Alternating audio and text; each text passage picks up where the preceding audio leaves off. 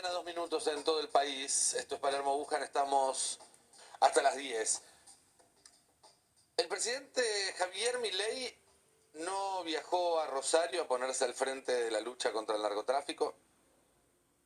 No viajó a la provincia de Corrientes cuando sufrió la peor inundación en décadas, hace algunas semanas. No viajó a Chubut cuando se estaba incendiando una buena parte de la provincia en enero.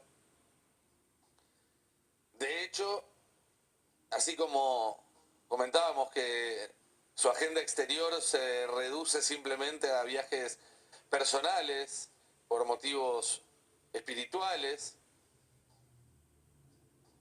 es menos profusa aún su agenda interior. No ha tenido prácticamente viajes al interior del país. Estuvo una vez en Corrientes, pero para participar de una charla libertaria. Estuvo una vez en la Antártida y ahora en Tierra del Fuego. Es curioso que haya visitado 2 veces el territorio más austral de la Argentina. Suele decirse que hay que separar las formas del fondo, pero muchas veces las formas y el fondo nos dicen una misma cosa. Y sobre todo en diplomacia las formas son parte del fondo. El medio, parafraseando a McLuhan, es el mensaje. Y si repasamos las formas ya nos encontramos con cuestiones que llaman poderosamente la atención. Javier Milei, un presidente que, insisto, no suele moverse fuera de su oficina en la Casa Rosada, su oficina en la Quinta de Olivos, que no suele recorrer el país, ni mucho menos, se tomó un avión que después de 4 horas de vuelo aterrizó en la base de la Fuerza Aérea en Río Gallegos, Santa Cruz, donde abordó otro avión, un Hércules, que lo llevó a Tierra del Fuego, donde llegó pasada la medianoche a participar de un acto que se hizo fuera de agenda con la generala Laura Richardson, la generala de las Fuerzas Armadas de Estados Unidos, a cargo del Comando Sur. Es desde ya muy poco habitual y contrario a cualquier protocolo que el presidente de una nación soberana haga semejante viaje para reunirse con una figura militar de segunda línea en el organigrama del gobierno de los Estados Unidos. Una humillación a la que se somete Milei, y en tanto presidente de la Argentina somete a todo el país, que ya había tenido un adelanto o un anticipo en Davos, cuando Milei, que según él había recibido 160 pedidos de reuniones bilaterales, simplemente escogió reunirse con el secretario de Asuntos Exteriores del Reino Unido, James Cameron. De nuevo, un presidente rebajándose a la altura de hablar con un ministro. Esos son gestos que en el lenguaje diplomático dicen mucho y hablan de sumisión.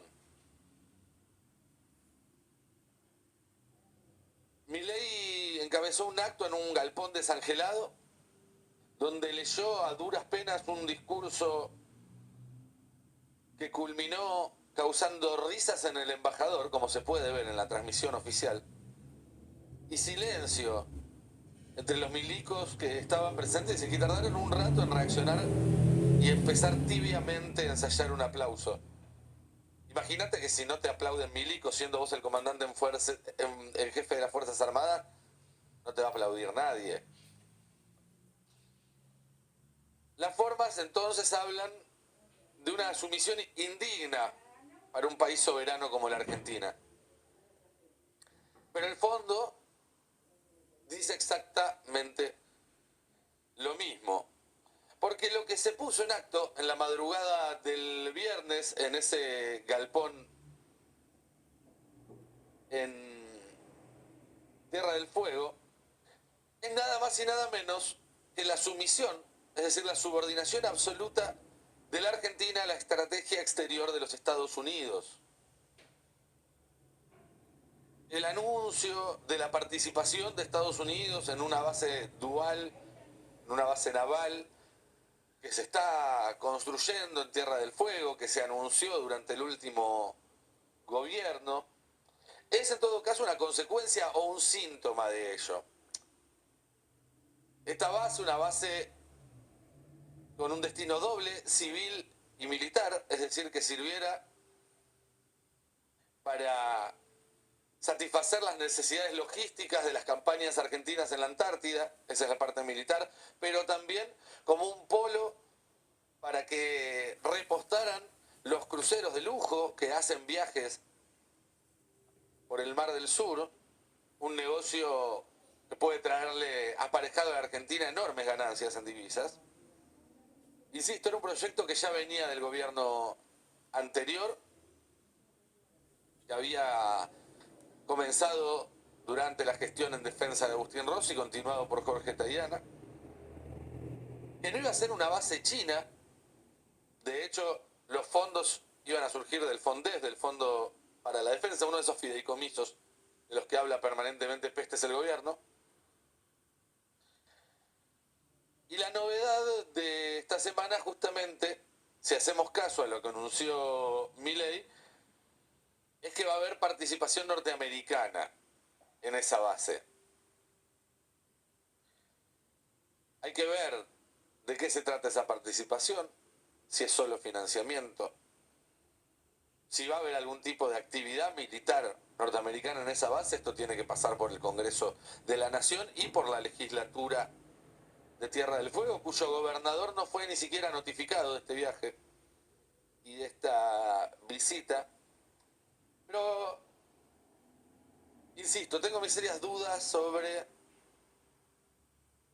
hasta dónde se va a involucrar Estados Unidos en esto, porque uno podría pensar que Estados Unidos, más que interesarle tener un pueblo logístico en Tierra del Fuego, ya tiene uno en las Islas Malvinas, a pocos kilómetros de ahí, de la mano de Gran Bretaña. Lo que les preocupa es que haya un puerto allí que ellos no puedan controlar. No porque vaya a ser de China, porque insisto, esa es una fake news.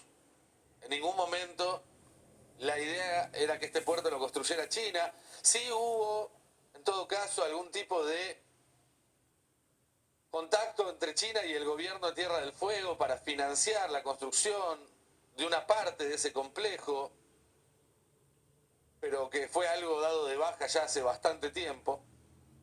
Pero claro, si hubiera un puerto logístico, un pueblo logístico a cargo de la Armada Argentina y donde Estados Unidos no tuviera ningún tipo de incidencia, China podría utilizarlo a través de un convenio, como podría utilizarlo cualquier otro país que firma un convenio con la Argentina, y Estados Unidos no podría decir nada al respecto. Y eso es, en todo caso, lo que les preocupa, porque sabemos que Tierra del Fuego, junto con las Islas Malvinas, son el acceso a la Antártida, que es un territorio estratégico, y son el control de un paso entre dos océanos que también resulta estratégicos en una época en la cual la mayoría de los puntos nodales del comercio internacional entre distintos océanos están en conflicto. Está en conflicto el paso allí en el Golfo Pérsico a partir de lo que es la guerra en Medio Oriente. Tiene problemas logísticos el canal de Panamá. Puede haber pronto algún tipo de conflicto en el mar austral chino. Y entonces Estados Unidos necesita tener un pie en el Atlántico Sur, que ya lo tiene en Malvinas, pero sobre todo evitar que otra potencia tenga un pie y por eso es que están actuando como están actuando. Tampoco les preocupa, y ahora nos damos cuenta, la base en Neuquén, de la que hablaron toda la semana, fue solo una operación de prensa para preparar a la opinión pública para la movida que hicieron entre gallos y medias noches en la madrugada del viernes. La base en Neuquén es una base de observación aeroespacial, utilizada tanto por científicos chinos como argentinos. Es muy similar a una base aeroespacial que tiene la Unión Europea en Malargüe, en Mendoza. Tiene un tamaño no mayor al predio de un hipermercado en el conurbano bonaerense. No son una cantidad enorme de hectáreas como te quieren decir. Tampoco tiene una pista de aterrizaje propia. ¿Saben quién sí tiene una pista de aterrizaje propia en la Patagonia? Joe Lewis, en Lago Escondido. Una pista de aterrizaje de un tamaño suficiente como para establecer un puente aéreo con las Islas Malvinas. Porque los socios naturales de Estados Unidos en el Atlántico Sur son Gran Bretaña y Chile. Esto es algo que no se puede soslayar. El que piense que porque Milei se tomó un avión para ir a un galpón en la madrugada del viernes a tararear el himno yanqui, Estados Unidos va a poner en riesgo su vínculo con Gran Bretaña, que es un vínculo estratégico e histórico, está mirando cualquier película. Y el otro aliado natural de Estados Unidos, decíamos, es Chile. Lo ha sido históricamente. Y pasa algo. El reclamo argentino sobre territorio antártico se superpone con el chileno y con el británico. Básicamente Chile y Gran Bretaña lo que proponen es dividirse la Antártida Argentina mitad y mitad, si miran cómo quedan divididos los mapas. El reclamo de Chile es lógico, por supuesto, pero el de Inglaterra no. Inglaterra, ¿qué tiene que hacer en la Antártida? Hay un diálogo muy conocido de Perón con el embajador británico durante su primer mandato, en el que el embajador británico le pregunta por los intereses argentinos en la Antártida a Perón y Perón le dice, pero Inglaterra, ¿qué tiene que hacer en la Antártida? Y el embajador británico dice, bueno, tenemos proyección Antártida a partir de nuestra presencia en las Islas Malvinas. Y Perón le dice, ¿sabe qué? Me hace acordar ese hombre que un día me robó un perro y al día siguiente vino a casa a pedir por el collar. Hay que entender que el vínculo estratégico entre Estados Unidos y Gran Bretaña pasa por el reclamo británico sobre la Antártida y que ese británico está atado a la soberanía británica de las Islas Malvinas. Entonces, no, Estados Unidos no va a hacer nada que perjudique la presencia británica o la soberanía británica en las Islas Malvinas. Va en contra de su propia supervivencia y en un rato vamos a volver a este tema. Entonces, creo que hay que empezar a hacerse las preguntas adecuadas. Porque evidentemente, y a pesar de venir de décadas en las que las condiciones económicas, sociales y políticas en el país se fueron deteriorando, Argentina sigue teniendo un interés geopolítico central, sigue siendo un país importante. Aunque Milei te quiera hacer creer lo contrario, la Argentina es un país importante. Y el interés tanto de China como de Estados Unidos en la Argentina da cuenta de eso. Y por supuesto que son intereses que están basados en la agenda propia de cada uno de ellos. Ni Estados Unidos ni China se aproximan a la Argentina de forma desinteresada. Eso no existe en las relaciones internacionales. Y por eso tenemos que preguntarnos también cuál es el interés de Javier Milei en esta estrategia de subordinación absoluta, de sumisión a los Estados Unidos. Porque con China los intereses son bastante transparentes. Uno podrá estar más o menos de acuerdo, pero queda bastante claro qué es lo que busca China de la Argentina y de otros países de América Latina. Todo está escrito además en acuerdos públicos, muchos de ellos que pasaron por el Congreso, pero además está muy claro qué ofrece a cambio. China necesita alimentos, necesita proteínas y necesita